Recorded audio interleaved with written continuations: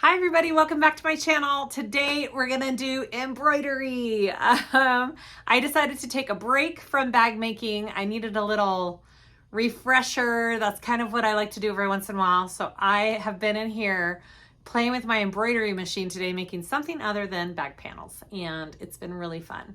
So I made this adorable beanie. This is my third one I made, I believe. Spooky babe. It is so cute. I bought like 4 or 5 designs off of Etsy today that I'm going to be playing around with. Here's one of them. I kind of printed out the color combo. Look at that one. It's a Scooby-Doo van and it's got all the Halloween villains. Hilarious. And then I have another cool design that I'm going to try on a beanie. But for this video, we are going to do this spooky babe on a beanie. And I will kind of give you my story of my trial and error with this. So the first beanie, I bought these beanies. I haven't quite figured out how to embroider on these. Jess from Okla Roots likes to embroider on these. I think it just takes the right kind of file to do this type. So this was my first try. Obviously it was too low, but I didn't realize until after I started it and I was like, shoot. So I just let it run. It's okay. It's too low and it's too dense. It's got too many stitches. I just didn't love the tack down backing of this design for this hat. So I have Embrilliance from my other machine, my brother. I have Embrilliance, so I went into my Embrilliance and I figured out how to delete this background stitch. So I took that off of the file, re-merged it or saved it, and this is what you're left with. All I did was took out this tack down stitch, and then this is what it looks like when it's done. It is just adorable. So this was my second one. It was perfect placing. I had to shrink down the design a little bit for this hat, but it worked out great. I will try and link the website I got these hats on. Again, it was the same place that Jess from Okla Roots gets her hats. I went on there and got some for my embroidery machine. And so I'm going to do another one with different colors on this one for my friend Lily. And then later I'm going to do a pink one. But for this video, we're going to do this hat. Now, I am very much trial and error. I may not be doing everything correctly. There's going to be people who say you should have done this or you should have done that. I am open to suggestions of what I can do differently and how I can make this easier. It would be amazing if you guys know. Okay, so here we go. We're going to get this hoop ready and we're going to embroider. Okay, to start, I have my Mighty Hoop 5.5. It is perfect. Perfect for these beanies. I love these magnetic hoops. Totally worth the investment. I'll have a link down below in the description, but it will make your embroidery experience so much better. Highly recommend them. Okay, so I'm gonna use 2 layers. I don't know if that's excessive, but it seems to me it has worked the best. So I'm using 2 layers of tearaway behind my design, okay? So I'm just doubling over and I'll save my little scraps for another design because I don't need this full cut. And again, if you guys have a better way of doing this, holler at me. All right. So I've got 2 layers, and then for the top of it, I'm going to use water soluble, I don't know what exactly it's called, water soluble topping. So your stitches don't sink into the material. So we will put that over the top. So I'm going to get my bottom piece here, just like that.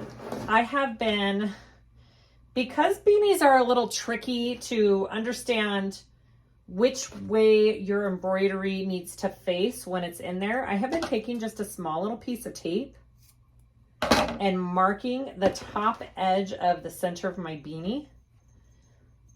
You could use a ruler, do markings, but I know this needs to face up, and that's about my center.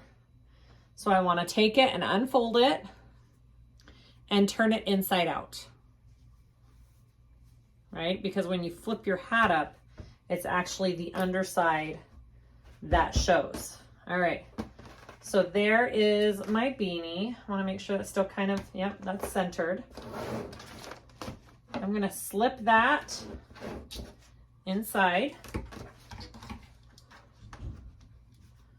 right there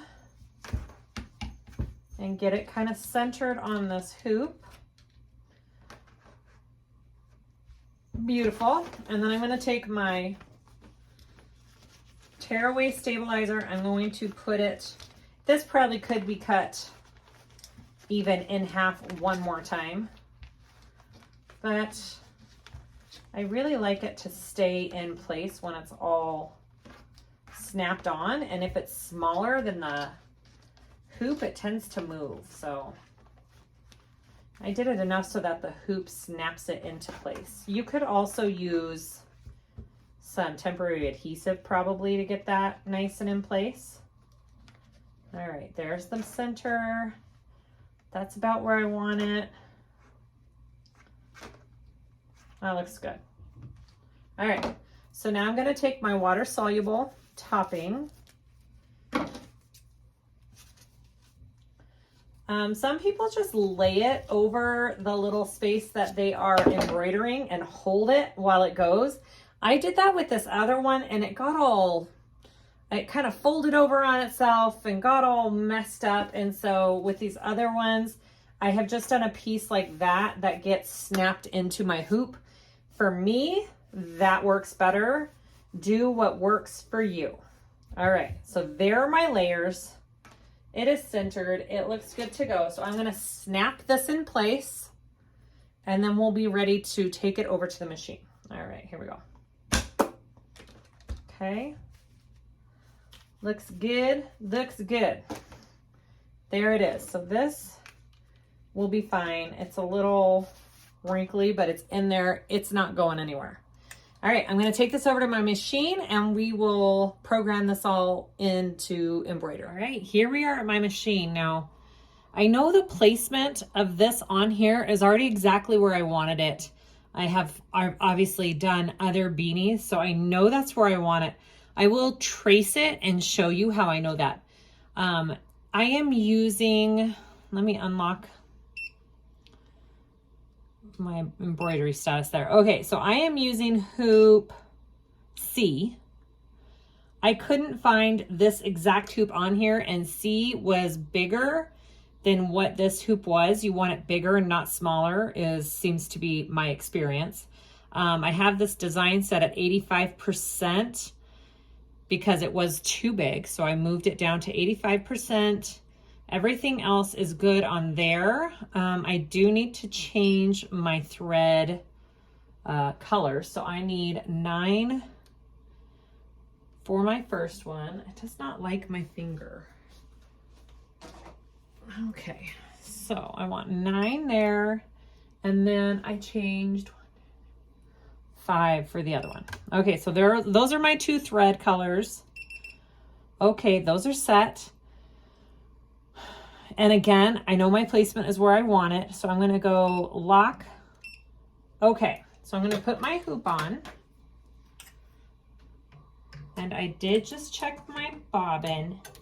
Make sure that when you're doing this beanie, that it's open and you're not embroidering through this bottom part of it. Okay, make sure that's, you know, over the bobbin thing here and not underneath. You don't want it over...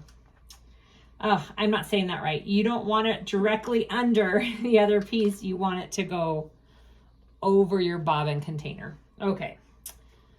I'm going to trace this out. So this is the trace button down here, and it traces with the number 1 needle. So I'm going to show you. I'm going to go trace, and it's going to move it to that number 1. I'm going to hold it down. And that's exactly where I want it to be. It's totally lined up. It looks great. There's not much else I need to change now. So we're just gonna go ahead and we're gonna start this embroidery and you're gonna see the magic.